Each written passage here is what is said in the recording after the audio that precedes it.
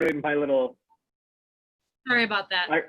No worries. I had written that into my thing where I was like, as I was going along, I was like, well, there'd be a shadow, and then the shadow would change, and then as the energy of the ball loosens, then the ball doesn't, doesn't squash quite as much. And those kind of things were really kind of fun to kind of discover. Yeah. As I was going along. That's why it's, I mean, obviously a really, really sort of dumb feeling exercise, but there's so much packed into it, right? Yeah. To just think of the physics. Sorry. It's okay. My daughter needed my attention for a second. I was just totally nice. blowing her off. Sorry. Yeah, I mean, we all have our home environments that infringing on our class time. It's completely okay. I have my cat meowing at the door every once in a while I have to deal with. So right. My husband doesn't meow, thankfully, so we don't have to worry about that. Yeah. So I do have something to work on today, but first let me check in with everybody. I know that Noah wants to go over just some issues with the bouncing ball. What about the rest of you? Do you have any ideas of what you want to do, or are you just here to see what we talk about? Mostly along for the ride, I would say. Okay. Yeah. Yeah. What about you, Nate? Mostly, I guess, just to watch. Okay. I know myself, I had some issues, but I didn't bring them up earlier. So. Well, I mean, I have a project. I have Noah's project that we're going to look at. He was nice enough to provide it to us so that we can kind of look at things that come up as problems as you're going through things and how to fix them.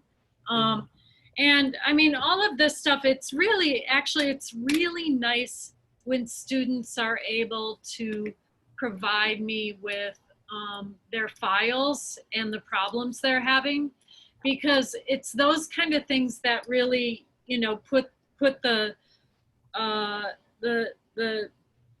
realism in these kind of lab hours, so that we can really talk about, well, actually, here's a problem and here's how we're going to make it work. You know what I mean? Mm-hmm. So thank you for that, Noah. And I recommend to everybody, come with your problems, and even better yet, send me your file.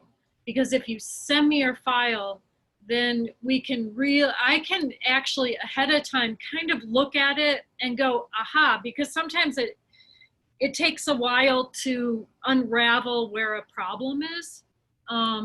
So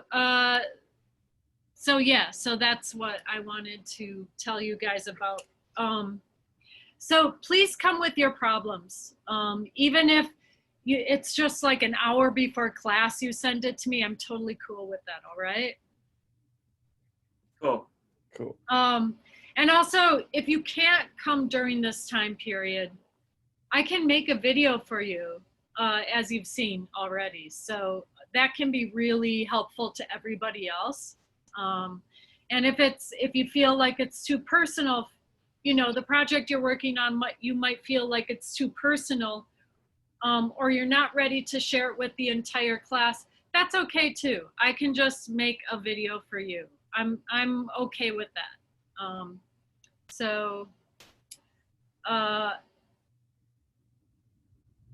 Well, let's take a look at Noah's problems, and they're pretty minor, and it's also the kind of problem that we would all have potentially. So I'm going to do a screen share, and here we are, And I have to make this a little bit smaller. Okay.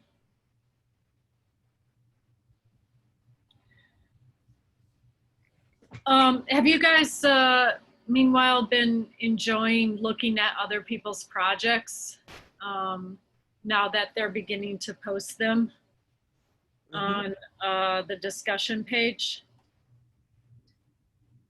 Yeah, it's been good to see everyone's work and kind of how they approach it and different way. Everyone's bounce is different from the next, and Exactly. That's it's not as interesting for the bouncing ball, but people have belatedly, they've continued to add to the rotoscope discussion. So you might check that out. There's some, really fun things on there. Yeah, I would say that's actually the only real downside of doing the course like this, is just that it's hard. Like you have to, or in my case, I have to like force myself to go to the discussion and actually check stuff out, as opposed to being in a class where you just kind of, just by being there, you're going to be interacting with other students and kind of seeing what they're getting and what I'm, not getting. Yeah. It's easy to kind of just feel like I'm just taking a course by myself with a tutor, as opposed to the idea that we're an actual class that can learn from each other. So this is built into the class being asynchronous, because we could conceivably like actually do group critiques like this, but because this class is necessarily asynchronous, only a few people show up, and that's where it is. Then it's not a group critique anymore.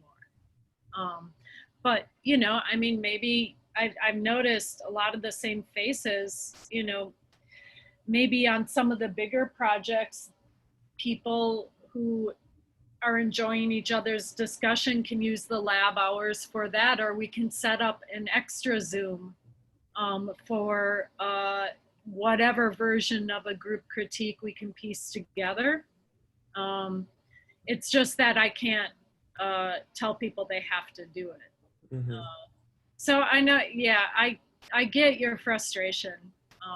It's not a frustration. It's just, there are times where it's like, as I said, it's like, it's on me to, make sure that I'm taking the time to check out other people's stuff. Right. Well, and again, it is sort of where we are in terms of, life in COVID land. But what the good side about that is that, we're actually actively making our lives better instead of, doing nothing. And so like, it's better than nothing, but it's not great, right? Right. Okay. So you guys are seeing Noah's work here, right? And I always like to go to Show Frame, see what's going on. So here we are on the stage layer, and just to kind of show you what's going on. Oh, I really hate that I'm getting a camera for my larger screen, so I won't have to do this anymore. But so here we can see his bounce. I know it's not easy for you guys to see. The bounce is really good, but do you notice how it kind of hangs at the top? Yeah. It just sort of slides around at the top, right? Right. Yeah, one too many frames at the top.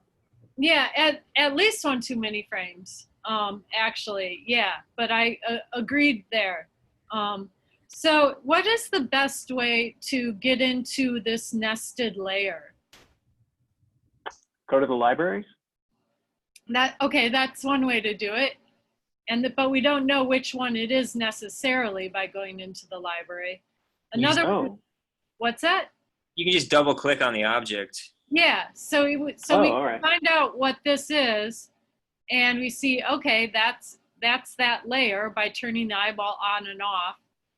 And then we can double click on it to go into the library. Now, one of the things I want to show you, and this will be helpful for you guys later on, we'll go back up to the scene. All right, so if I do that double clicking, like if I press my space bar and oh, it's being problematic. Don't worry, it has to do with being in a Zoom interface simultaneously. So if I double click on the object here, double click, and you'll see that I have it still off the stage, which can be irritating.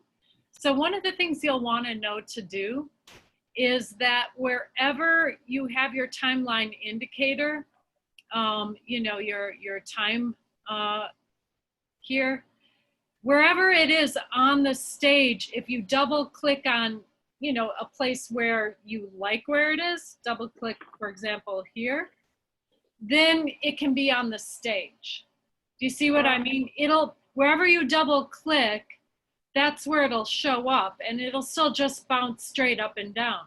Mm-hmm. Now we can see here that Node did it right, and he even is doing that nice skewing. That looks really good. And then he has that contact frame. And then after the contact frame, we have a frame where it squishes down. That's really good. And then it bounces up. That's exactly right. And then it goes to the top, but you'll see that it hangs out there a little bit too long. You see that? And also at the beginning, if I scroll through here, 1, 2, 3, 4, 5, it's still up in the air. 6, it begins to drop, 7, 8, 9, and then all of a sudden, boom. So you can see we have too many frames, definitely, but also, what else could be the problem? Any ideas?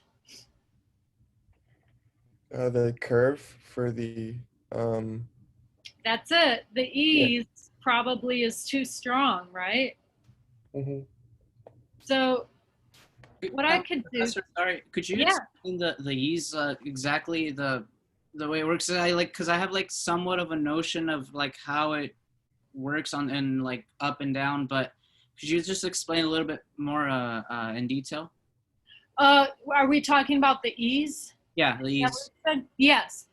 So what we can do is select the layer, and then we go to, let me just, I don't want to erase, so select the layer, and where are we? Here. There's the ease, and so basically, are you with us now? Yeah. Okay, so basically, this horizontal is how much time is passing, and this percentage is how fast it's going. So the best way, the eases, they sort of feel counterintuitive until you just figure out how they're talking about them in this interface. But what you should do is imagine you're on a bike. And if you're on a bike and say you're up here, when you start going down this hill, how fast will you be going here? Pretty fast. Very fast. So the more vertical it is, the faster you're going to go. And the more horizontal, the slower. So for your ease, it's not actually moving at all for all this period of time. Do you see that? Oh, did I put it too low? Yep. Okay. So the way to fix that would be if you select this and maybe go like that. But we also still have too many frames, which we can fix. So this might be a better curve. And I'm going to click Save and Apply. Normally when you do an ease, one of the ways you would do it is, let's say we took your ease off and just click reset. Whoops, let's cancel, no. How do we want to do that? We click, let's just put it back to where it was. So your ease was like this. It was a straight line before you did anything to it, right? Mm-hmm. Normally what you do is you click on the little box to get your handles. And oh, now it's, let's do reset. And it'll give you your handle, and you don't pull them all the way out. You just take the handle and go like this. And take the other handle, whatever they give you, and go like that. And then you sort of move it from there, and you can see that it's easing into the curve here and easing into the curve here. You don't have to drag it out all the way to the end like that, because then it's just like literally not moving here, right? Okay. So if I go like this, that's pretty good. And then you can nuance it as much as you want. So, so I would say that your bounce takes way too long to go down, and we should remove some frames. So what we can do is sort of shift select maybe 5 frames even, 10 to 15. And I'm gonna control click. Oops, it's not letting me do that. Shift select. And just click remove frames. And then, so let's see how this is looking. I'm gonna press return, boom, boom. We have to fix this ease too. So how do I fix this ease? Can you tell me, no, now that we've been through one process? Well, you just click on the frame. Well, I think you have it selected already, right? Or the keyframe, and then you go up on your right-hand side into ease, the pencil. Yep. That's how you customize it. Okay.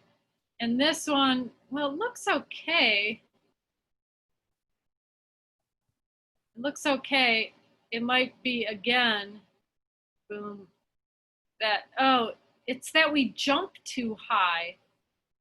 He's got to drag that down a little bit. Yeah, we're gonna drag this down Isn't- just a tad. Isn't that one actually supposed to be reversed? It doesn't go up faster. It slows down as it goes up. Oh, right, it isn't reversed. Good Me point. bad. Don't do that. Nice, okay. I think you're right, yeah, you're right. I'm glad you caught that, thank you. All right, so, derp.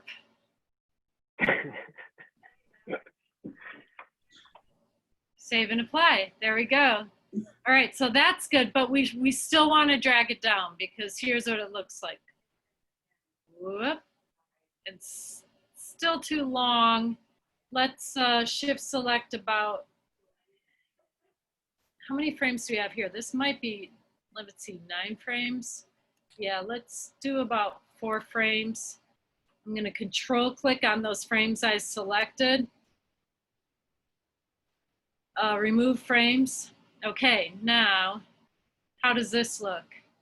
I'm gonna actually take a look and see what it looks like. That looks so much better, doesn't it? And do you know how I checked that? No, I just click on this loop layer and I drag out the brackets so that I can see the whole motion. Actually, now that we've shortened it out, I think it jumping up that high is okay. I mean, we could, you know, bring it down maybe a couple of frames. I mean, a couple of pixels, but I think it's looking good now. Boom, boom. How come when it jumps up, it like gets choppy? You see how it disappears for like a split second? I think that's just Zoom. Oh yeah, yeah. No, it looks really good Yeah. on my end. Oh, okay. Yeah, and one other thing I should show, you know, I'm gonna just select this last frame here. Uh-huh. because what we have here is this is the first frame, right? And it's right where that cross is. This is the last frame, and Yeah. it's moving up. What I'm gonna do is select that second to the last frame, and F6, and then just delete this last frame. Okay, I had a question about that because in the tutorial I was following along up until that part where what you did right now.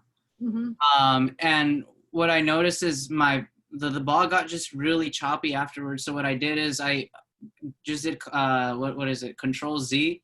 Yeah. And I, instead of removing that frame, I just extended it a little bit more, and then it looked a little bit more like with the flow now when it would bounce. The reason it became choppy is because you had your ease set wrong, so that it was faster at the end instead of slower. So this should work out actually pretty good. And now this frame is already selected.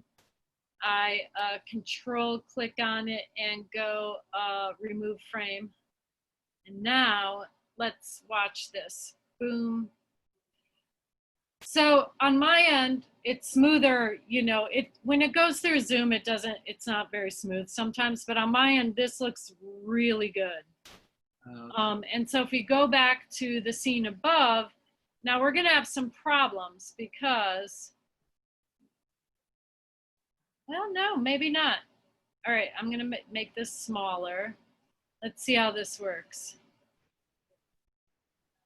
Actually, I'm gonna take it off loop and just press play. Boom, boom, boom. But actually, it works really great now. So, so this will be recorded, and you know, and if you didn't get all the steps at this point, I will post the recording either tonight or tomorrow, depending on when they send it to me. I don't get it right away. So, and you can check this week's modules for those steps, okay? Okay. Professor, I have another question. So if you notice when it bounces, Mhm.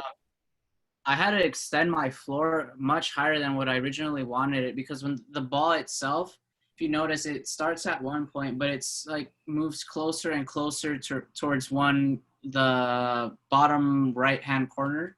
It just kind of like moves, like if it's coming closer towards you, in a way. I don't know if you guys noticed that. Well, Yeah. I don't see that. Yeah, look, notice where It's that's like one kind of slight. Yeah, it starts but coming in like closer and closer. Oh, did you do that on purpose? No, that's just a hiccup I couldn't figure out, and I just let it be. All right, I think I know why that happened. So here's my suggestion as to why that happened, and let me just go like this so that we can see if I'm right. I'm gonna move your floor, okay? Okay. I'm gonna go to your last keyframe here, and I'm gonna take your floor and I'm just gonna move it for now. All right, so it's touching, you see how it's touching your ball? Mm-hmm. Okay, so now, that's why. It's because when you dragged your ball across the screen, you didn't hold the shift key down. So it's actually going like this. It's going just slightly diagonally. You hold the shift key down, it'll move straight across or straight up and down. But that actually works for me, your solution, because it would kind of not necessarily have the same kind of bounce as it goes. It made it kind of, when I was looking at it, it kind of gave it not a 3D effect, but it kind of looked like the ball was coming towards you in a way. Yeah. Mm-hmm. Well, which one of you was working with the diminishing? I thought that was you. Fading, yeah. So you should look at Scott's example in the discussion. of a ball that actually not only goes across the stage, but the bounces actually get smaller and smaller, which is what would normally happen. Eventually the ball will lose energy with every bounce, right? Yeah. So that's Scott's work. You should take a look at it. And there's problems to solve with that, right? That was gonna be my question, and I didn't actually notice Scott did that. But if you did do that, how did you do it? Well, the way you would do it is, let's double. Professor, do you want me to? I could send you the file. Yeah, send us the file. I mean, I can just post the file if you guys want, and I can just do. Well, this might not be the way you did it, but I could tell them a way of doing it. Sure. Do you guys want to? So what you could do is you could just in this layer right here, and I'm going to go to the scene and just move it over because I like it on the stage. Go to show frame. Now I'm going to double click to get inside. Okay, so this is all looking really good. And what I want to do is just sort of shift, select all these keyframes, control click, copy frames, go to the next frame, control click, paste frames. All right, so now I can delete the first keyframe because otherwise you'll get a repetition of keyframes here. So I'm just going to delete this one. Control click and just remove frame altogether. And now in the second, maybe here even, we can start going down. So what I'm going to do is hold down Shift and bring it down a little bit lower. And then the next frame, you have to bring it down lower than that.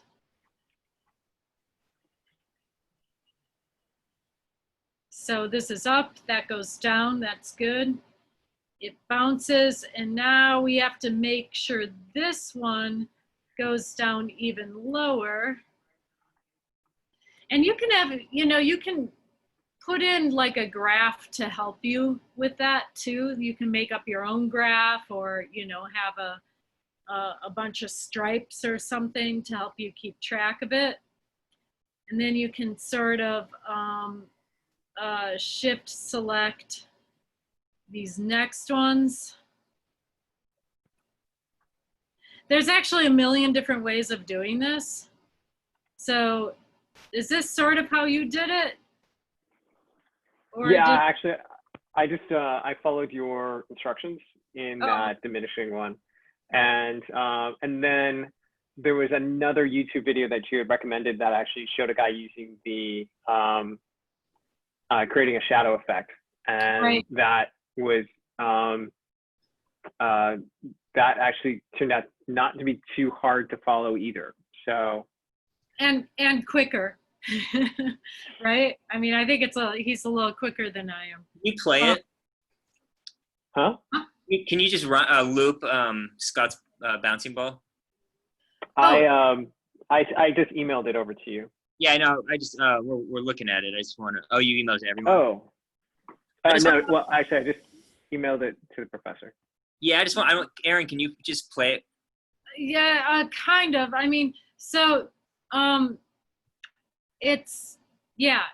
can. Hold on. It's just, it's a little complicated because I have my stuff on two different computers. I'll look at it on, I could just look at it in the discussion. Yeah, and the discussions might be a better, I don't even know why. No, go away. All right. You know what? Hold on a second. I have it. Let me grab it from the YouTube site. I'm watching it right now. I'll send the link. Yeah. Well, I guess my diminishing question was not the height of the ball, but more like the length. Because in reality. So if you're copying and pasting. Yeah. You're also you're also taking out frames as you go along so that it's faster, the bounce is faster as you go along. And then when you go across to your scene in the scene layer, you can put an ease on it so it starts out slowly and then speeds up. Okay. And that'll actually move it across. You know, it'll make this do. But next week, actually, I show you another way of doing that. And so even though it's just really dumb bouncing ball stuff, there's always multiple ways of doing it. Yeah. In this program, like more than two. Uh-huh. I mean, I'm showing you one way of doing it. It's not the right way. You know what I mean? It's just one of the ways. And actually, I'm showing you 3 ways of doing it. So, yeah. But did that little, I know I didn't finish my walkthrough here, but you guys kind of got the drift of how you can copy and paste as you go along and move it down as you're going along to create that diminishing? Mm-hmm. Okay. Mm-hmm. So like here it is, if I, it's high, lower, low, and then it goes back up because I didn't fix the next little bit, but you get what I mean. And then you remove frames as you go along because it would be faster in between. It's fun. It's fun thinking about like how you can get a computer to operate like physics. I mean, it's not fun, but once you start figuring it out, I think that's the fun part. You know what I mean? Yeah. Like if you think about it abstractly, it seems maybe boring, but once you start doing it, it's maybe kind of interesting. I don't know. No, it's interesting. What else? I like you guys bringing real questions. Yeah. Two questions. One's a small one. How do guide layers work? Like in the bottom of this one, like underneath floor work, there's a guide layer. Yep. My assumption is that guide layers would be not visible to the finished product. Yep. But I was trying to use them when I was doing the bouncing ball to, you know, as you were like, to create a guide layer to then be able to kind of see where the ball was bouncing to as it diminished. And I just couldn't get it to work. I don't know what was wrong with it. So if you can make any layer a guide layer. Mm-hmm. But like here, I don't know what this guide layer is for nose work. I don't know. If I turn it off, it seems the same as if it's on. You know, so for example, I could, on the guide layer, take my paintbrush, you know, make this smaller, take my paintbrush on the guide layer and just kind of, it's not letting me do that. I'll just go like this.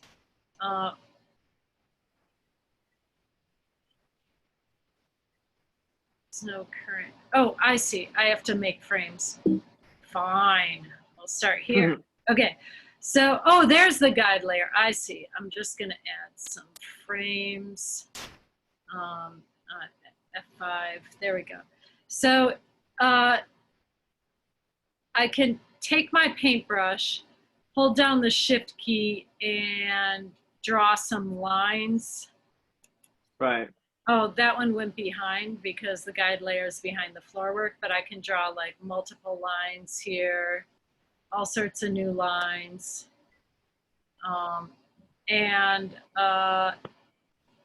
And then, you know, and that way this can be helpful with walk cycles or for creating your turnaround where you want all the heads to be this big and so on and so forth. Right. So then you control click on the layer and you make it a guide layer like this already is. And then you don't have to worry about it. If you render this, that will not show up. Okay. Maybe what I was doing wrong was I didn't realize I needed to keep frames in that layer. I think maybe I just assumed I didn't need to because it wasn't a visible layer, but that would make sense, I guess. I didn't catch that. Go ahead, say that again. Oh, I think my mistake was I didn't realize I needed to have frames in that layer. I assumed that because it was a guide layer that I could do something to it and it would just stay there without it. Now that I'm thinking about it, I can see why that didn't make any sense. Yeah, and there's other ways you can use guide layers that maybe we'll get into later. For example, you can make a line. Hold on, I want to make this line thicker. Let's make it like 3. Okay, make a line, and then you know, take this and make a nice curve, and then you can actually snap something to that actual curve. And then, so for example, if I made a ball like this, and oh, I'd have to make it on a different layer, but if I make a ball and I have the snapping on, it's this magnet, and I take the ball and I put it, you know, right on the guide layer. Oops, I did that because I'm terrible. Okay. What I need to do is grab the entirety of that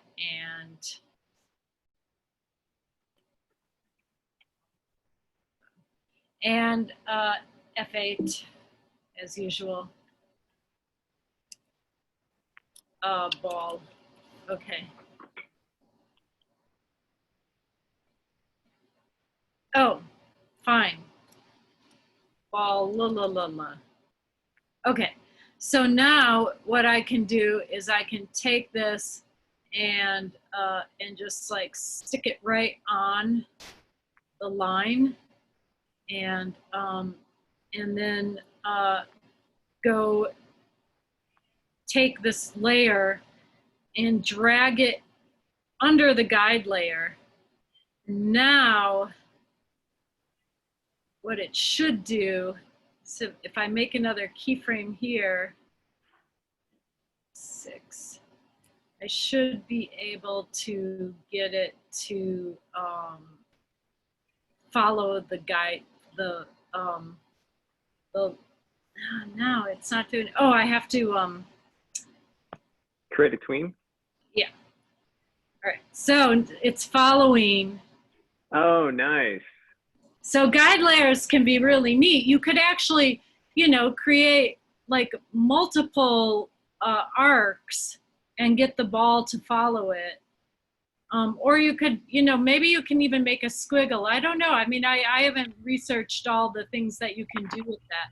So now your guide layer is going to be invisible and it'll never show up. So you have that nice arc there.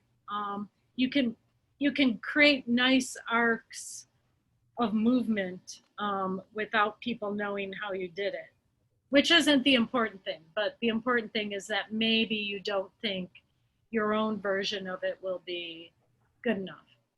So you can like create like a path kind of with like a pencil. It's a path, and you can, you know, and of course you can put an ease on it and the whole works. But you do it on the ball layer, right?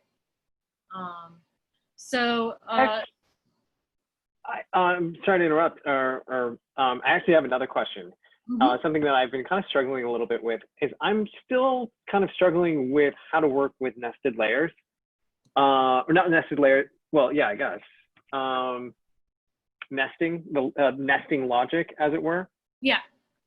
And because it seems like nesting works very much like compositions with inside After Effects, where you might have, I mean, I get it, like the idea of like, okay, the bounce of the ball is one animated movement, you know, so where I kind of got a little confused though is like, we created the ball to be, we created a nested layer with the ball, but then when we created the bouncing ball, that became its own nested.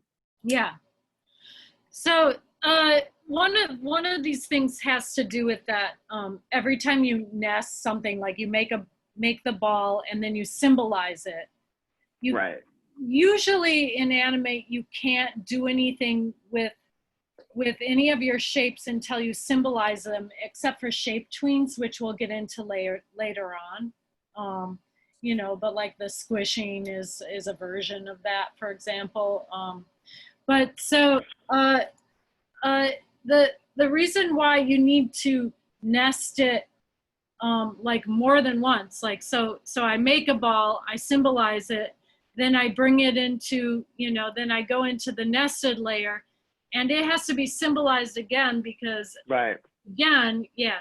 So now this idea of making in your library, making an actual symbol of the bounce, well, that's one way you can do it, but you don't have to do it that way. You can just copy and paste all those keyframes one after the other. But if you just want a ball to keep going like that, a symbol of it works really well because it'll just keep repeating in the scene layer or whatever layer you want to bring it into. You could actually just take that symbol and just drop it wherever you want. Now that it's, so here's the bounce effect. I can take another one. It's just another instance of a bouncing ball. And I can take another one and put it here. And then, you know, so it's like once it becomes part of the library as a symbol, it's like if you take out a book from a normal library, that book will be gone. But if you take out a book from this library, another book will appear, and you can keep Right. using it over and over and over again. Okay. And so, like, these things can be very powerful and useful, and they can be super frustrating and make you want to hurt someone. But you just have to get used to that this program does what it does, and it doesn't do things in the logical way that we would want it to. You just have to accept it, you know, like you do your weird aunt. Okay. She's gonna talk about those things at Thanksgiving, and you just have to put up with it, you know. And So let me, if I Yeah. could ask like a kind of a blasphemous question with this. You know, a lot of the, you know, instruction and stuff like that. It seems like Animate is as you said, a kind of a kludgy program. Is it? I mean, are there advantages of working with Animate as opposed to working with After Effects? oh yeah, definitely. You know, the frame by frame. Oh, okay. Like that part, and rotoscoping is much better. Okay. And one other thing, it has a really good auto lip sync. Oh, okay. Yes, it didn't used to be good, and suddenly it's good. And for someone like me, like when I make animations, my characters are just blathering all the time. And so, you know, and it's just like, oh my God, lip syncing is the most boring thing to do in animation too, because it's just like, okay, this mouth, okay, that mouth, you know, as you go on. Right. Animate's auto lip sync is good. Okay. That's exciting. And you know, it has like, so in After Effects, you basically have these dolls that you're playing with essentially, right? Right.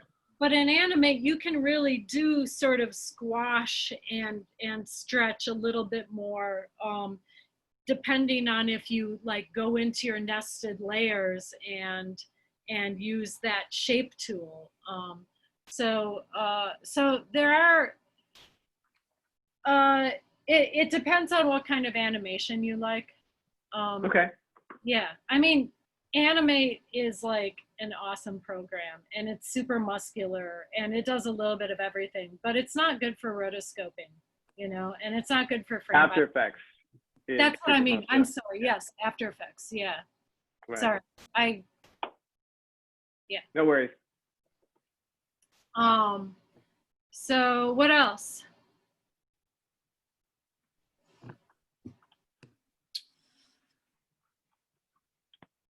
So if you like create a rig, you rig a character with arms and stuff, and legs and everything. It's parented.